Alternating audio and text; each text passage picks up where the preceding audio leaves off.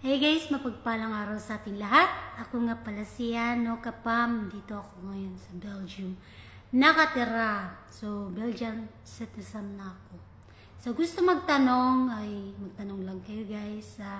May share nga pala ako sa mga gustong uuwi sa Pilipinas at ano ka na sa kahit saang bansa, kung citizen ka na dyan at hindi ka na Philippine citizen. Ganito ang gawin mo, tumawag ka sa mismong Philippines Embassy. Doon ka magtanong kung anong kailangan mo. Kasi ngayon, uwi kami sa Pilipinas for 1 year lang vacation. So, nagtanong ako sa Philippines Embassy sa Brussels. Sabi nila, no need ng visum, no need ng visa. Ang kailangan lang ay kumuha ka ng marriage contract sa PSE, tapos birth certificate sa PSE. Yun lang ang kailangan. At old passport mo ng Philippines citizen ka pa.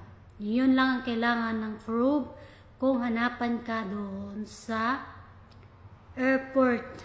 Yun lang ang kailangan mo. No need visum, no need visa na.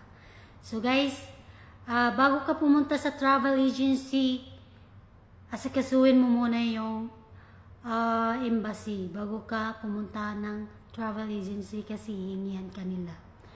Normal lang yun. So, good luck! Have a nice day. Sana may natutunan kayo sa araw na to. Babu!